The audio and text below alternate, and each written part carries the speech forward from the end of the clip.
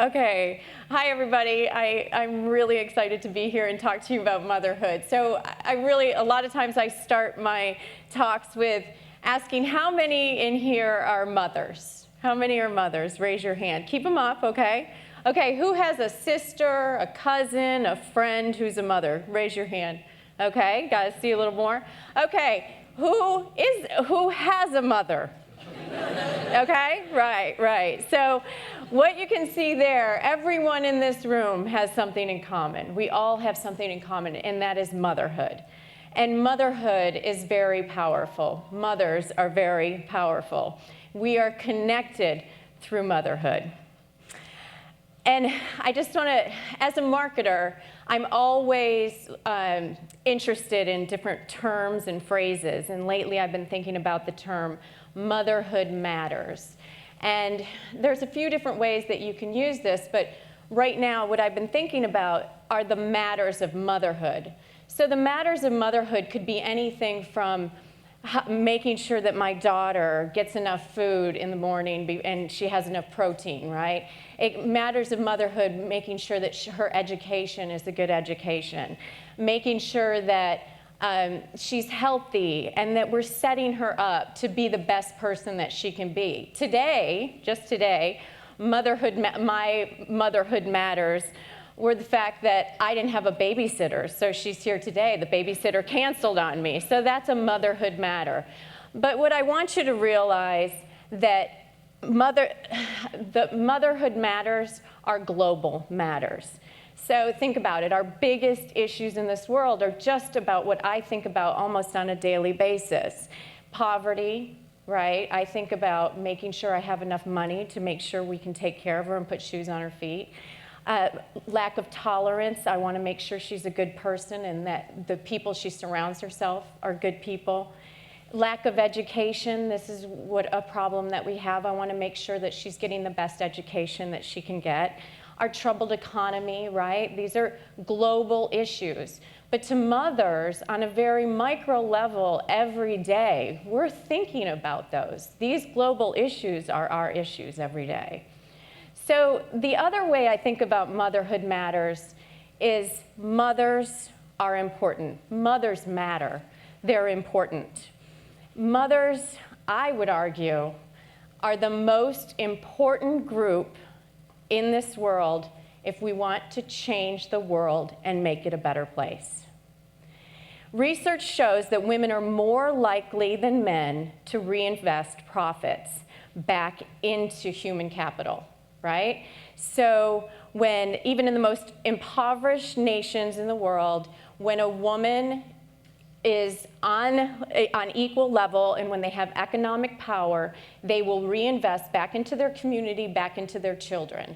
And so when they reinvest back into their children, they are making sure their kids have a better education, they make sure that their kids eat, they make sure that they're safe. And this benefits directly to their development, right? So when their kids are healthy and eating right and doing well, this indirectly benefits the world as a whole. It actually lifts up the nation and makes it a more amazing nation, and the income growth for that nation grows. So the other thing I really want you to know that mothers inherently, we want to do what's best for our children. We inherently want to be there for our children and be good people and make sure that they are good people. And so what's best for our children is best for this world, right? Just think about this.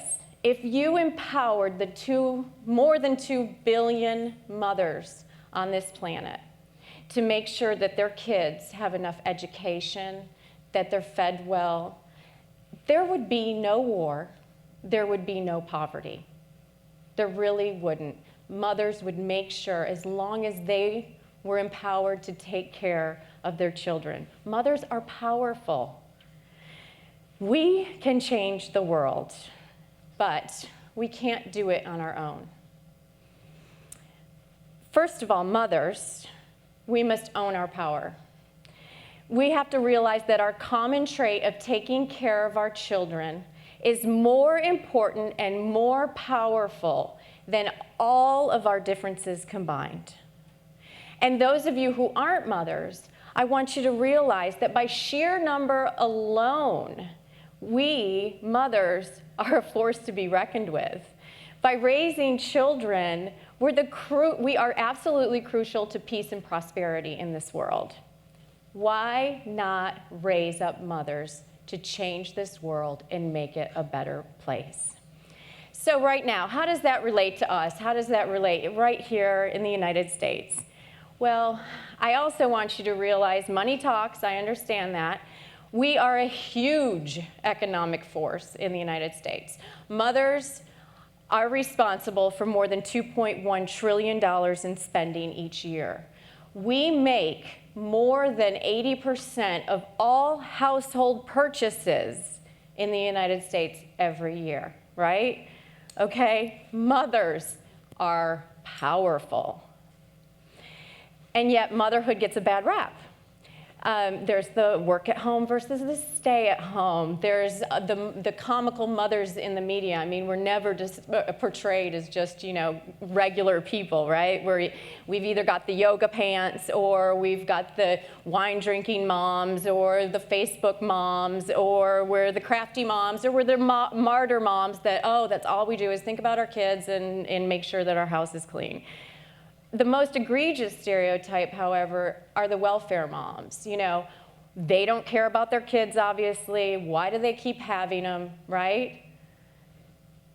And all of this talk and all of this noise and judgment distracts from the fact that mothers are powerful, and that by empowering mothers, you can change the world.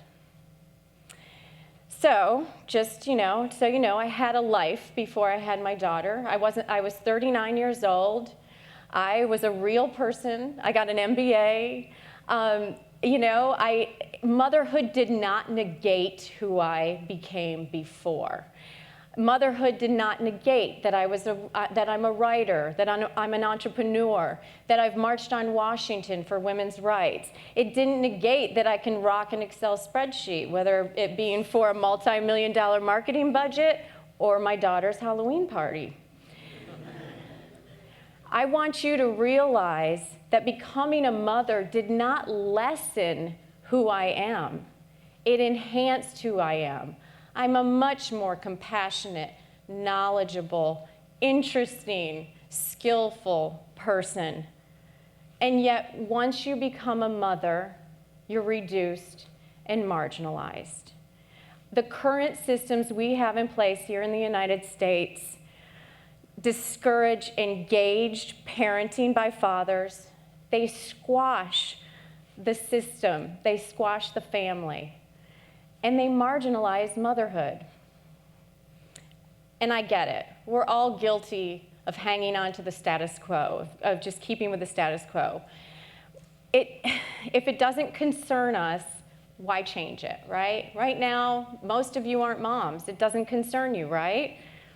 But what I'm asking you to do today is to challenge the status quo, change the culture, empower mothers. And really, it starts in organizations and companies right now. It's not enough to provide on-site childcare. It's a start. Companies they're moving along slowly. But really, the entire system of putting work before families must be reversed in order to change this world. Families must come first. Empower a mother, empower a father, change the world. So, also, it's not really that hard to empower a mother. From a $25 microloan for a woman in a third world country, right? They're very easy, look them up, to flex time for both men and women here in the United States. These seemingly small acts can have a direct and positive impact on a mother and her family, impacting the world. And when you're looking for companies or the company that you're in, I want you to think about I want you to think a little bit differently. What's the leave policy in that company? Is it good for both men and women? Are they open to you working from home? Are there women in executive positions? Are there women on their boards?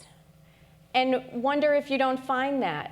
I say start your own business. Start a business with family first as one of your core values and mean it. Change the work week. Change the work week from 40+ hours a week to get your work done, do it well, go home, enjoy your life, right? Change the work week. That's a simple thing. But I do have to warn you that mothers can get more done in one day than most everybody else can get done in a week. So just going to say that you might not see us much. And company rec rooms. Listen, I'm not against the keg on Fridays. I'm not against the foosball table, the ping pong. Put them in there. What I'm saying is, guess what? Kids get out of school at 3 o'clock when their parents have to work until at least 5 o'clock. Why not have a room for the kids when they can come and do their homework at the company? And let's get really radical here. Why not have other people in the company volunteer and get incentives for mentoring those kids? How about that? These are just small things that you can do and that you can have that expectation to help out mothers and to empower mothers and to change the world. Another thing is volunteer time. You know, we get asked to go volunteer for the schools, and that's great, but so many people can't do it. Working parents, it's close to impossible. Why not have it where a half day off for anybody who wants to volunteer at a school? Paid half day off instead of having to take that from your vacation time or get docked pay. How about that? That's a simple solution. So these are just the tip of the iceberg. And you know, you can do just small things, you can do big things to change the world. But what I'm really asking you to do is think about at the beginning when everybody's hand was raised and realize how connected we are by motherhood. Motherhood has influenced your life, whether it's your mom or somebody else's mom. Motherhood has influenced your decisions and impacted who you are as a person. Mothers have impacted the world. And remember, most of all, that mothers are powerful. And with your help, we can change the world. Thank you.